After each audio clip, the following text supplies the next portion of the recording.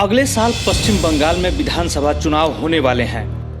लिहाजा ममता बनर्जी ने एक बार फिर बंगाल की सत्ता पर काबिज होने के लिए एड़ी चोटी का जोर लगा दिया है। जानकारों की माने तो इस बार दीदी की राह आसान रहने वाली नहीं है, क्योंकि इस बार टीएमसी सुप्रीमो को एक दो नहीं बल्कि 5 मोर्चों पर लोहा लेना होगा। ऐसे में आइए जानते हैं ममता के सामने 5 चुनौतियों के बारे में। चुनौती नंबर 1, एंटी इनकम्बेंसी फैक्टर।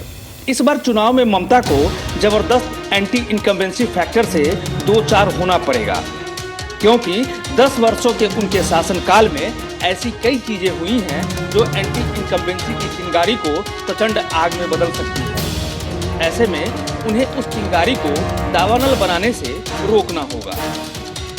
चुनौती नंबर 2, अंदरूनी कलह। ममता के सामने दूसरी बड़ी चुनौती पार्टी की अंदरूनी कलह है।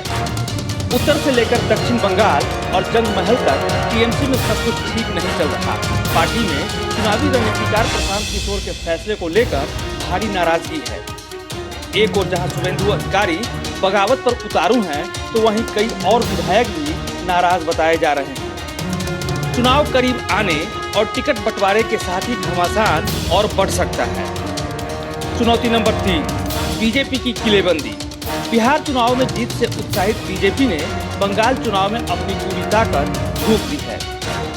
पीएम मोदी से लेकर केंद्रीय गृह मंत्री अमित शाह तक के लिए बंगाल चुनाव काफी अहम है।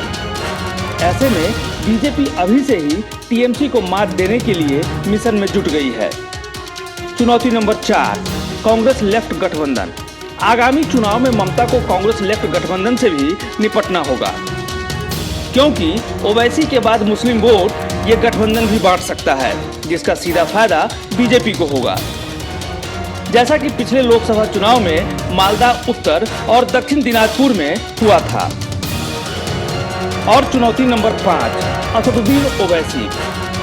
बिहार में 5 विधानसभा सीटें जीतने के बाद एआईएमआईएम प्रमुख असदुद्दीन ओवैसी ने बंगाल में भी चुनाव लड़ने का ऐलान कर दिया है।